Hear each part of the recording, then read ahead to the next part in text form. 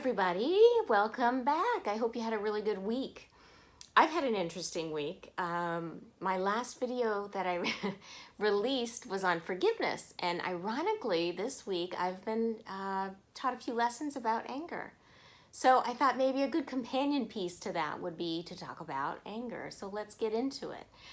First of all, anger is a completely human emotion. You would not be human if you didn't carry some anger inside you. The one thing I don't want you to do is hold on to the negativity of anger. But let's talk about in the moment of anger, because you never want your anger to get out of control. And sometimes things happen so fast you don't realize it's happening. And there's a few things that you can do. Now, if you're quick to rise to anger, if you go from 0 to 60 right away, this might be a little bit more of a challenge. But the most important thing you can do is slow down the process. When you get angry, your body is having an emotional, physical response. Okay, so your blood is pumping, adrenaline is rushing, and if you've ever taken a supplement before you go to the gym, you'll know what I'm talking about. There's some very serious physical things happening, and it's hard to stay still, and it's hard to stay calm. You just have this energy that you have to get out. And when you're suddenly brought to anger, that's exactly what's happening. So, a few things that you can do. Number one, count to 20. It prevents you from doing or saying something that you will or possibly will most likely regret. So count to 20. I remember when I was riding on the racetrack with the motorcycles, and one of the things they said is if you crash, stay down, count to 20, and then get up. And the reason for that is because you've got all this adrenaline going through your body that if you jump up right away, you're not going to realize you're hurt, and you're going to make an injury even worse. So in this situation, it's the same thing. You've got adrenaline coursing through your veins, and you need to stay calm. So you've got to count to 20 very slowly, because if you don't and you just react, what is it? Fight, flight, or freeze? And when you're angry, you're going to do one of the two, probably not the freeze, but you're definitely either going to fight or flight. Now, flight is the other thing that you might want to consider. If you don't want to count to 20 or that's not working, you've got to just walk away from the situation. And I know that's going to be difficult for you, because I know you want your side of the story. You want to say what's bothering you. You want to get out the frustration. You don't want to leave it open like that. Now, normally, if you're having a situation and it's a confrontation, I would say don't walk away. But if it's to the point where you're unable to control your emotions or your physical reaction to things, it is always best to walk away. Once again, you don't want to say something that you don't mean. Words hurt and they cannot be taken back. So do be very, very careful about what comes out of your mouth. Okay? Breaths. Did we talk about breaths? Take deep breaths. That's another really good one. And you can try doing 20 breaths. So just like you're counting to 20, you're also taking deep breaths. Okay? Now, if you're in a situation where your anger is slowly rising and you can start to feel it spiral, you're going to be much more in control of the situation, and it's going to be much easier for you to manage these three things. Always remember, though, you want to be calm and you want to talk slowly, because your body is amped up and you want to counteract that by being as calm and as slow as you can be. And it just sort of counteracts with the adrenaline that's going on. The other thing is you want to communicate in a particular way. You want to say things like I statements. Instead of you did this and you said that, and it's I feel. Any psychologist will tell you this. I feel that you were unfair to me. I feel that you accused me of something I didn't do. I feel. Because what's happening, if someone is coming at you out of anger, they're feeling threatened.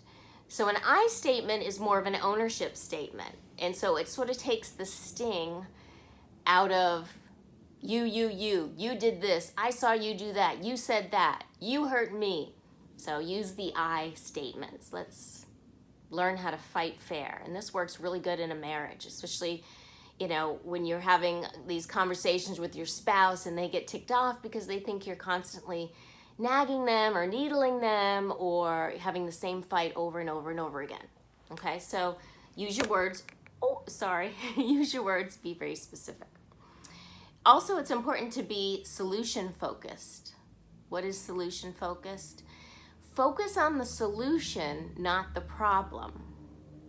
If next time you can do this, it won't be such a blow.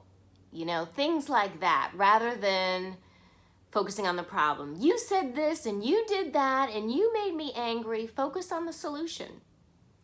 The next time you see this coming, just do it this way. I'll be a lot happier. You know, you can apply that to anything. Solution focused, not problem focused, in the way that you communicate. Circumstances are also important too. And I had a situation this week. Me today, some girl went off on me and just caught me by surprise. And then yesterday, a coworker went off on a hotel employee, and that caught me off very by surprise. And to me, both situations were very inappropriate in that there's a time and a place for things. So don't get yourself in a situation where you're getting into a confrontation or having anger in front of other people.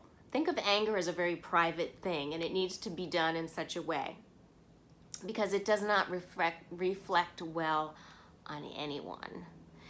And you just want to make sure that it's something you're doing privately, not around other people. It's just not good overall. No one wants to see that. No one wants to feel like they have to take sides. And it just puts people in an awkward situation. Make sure you're directing your anger toward the right people as well. You can't go to your favorite coffee spot and see that they raised the price of your favorite drink and take it out on the cashier. She has nothing to do with a price raise. Maybe management, maybe not. Maybe there's someone above management who is responsible for that. Maybe the owner of the company. Who knows? But if you're going to have anger, make sure it is directed to where it needs to go. Don't take it out on the cashier. Write a letter to the headquarters and they can address it there for you. But it makes the worst day for the cashier to have to take the brunt of your angst when there's absolutely nothing she can do about it. So why would you waste your time and your energy making this poor person feel miserable when there's nothing they can do? So make sure your anger is directed in the right way to the right people. You know what I learned too? This is all, especially when I was dealing with this today, this girl came at me and I was just so caught off guard. But I was thinking to myself, wow, I've got a lot to learn here. But it struck me that it's also a lesson in patience. Because if you have a big ego, the first response is going to be, I'm going to defend myself no matter what. And you really, really, really have to train yourself, especially if you're someone who just really doesn't get into confrontations a whole lot. You just really have to train yourself to stay calm and to not let your emotions and your adrenaline get away with you. And I mean, you have to have a certain amount of patience, and you really have to have a healthy ego to kind of let someone get angry with you and then let it wash away. And I actually was hating that girl, honestly, for the rest of the time that I was around her. And I somewhat made it ruin my day, and I'm really angry at myself, actually, for letting that happen.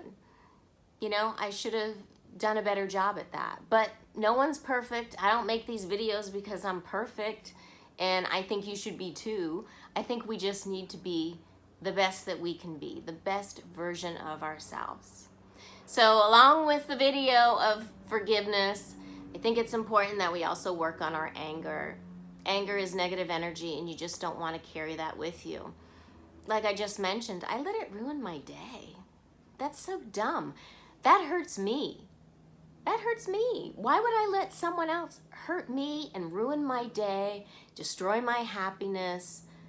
That's silly when you really think about it. That makes no sense at all. And I allowed someone to do that to me today. So work on it. We'll work on it together. I hope you're working on your forgiveness, and I'm going to make a link to the forgiveness video on this video so that you can watch that. Very, very big, important things. Imagine how chill you'll be if you can control your anger. And I'm sure you've seen those people, like Gandhi, Mother Teresa. People get angry or whatever, and they're just very chill and relaxed. And can you imagine getting to that point? That would be really awesome. Life would be a breeze, wouldn't it? I think it would. Anyway, thanks for joining me, and we'll see you next week. Have a great one. Bye-bye.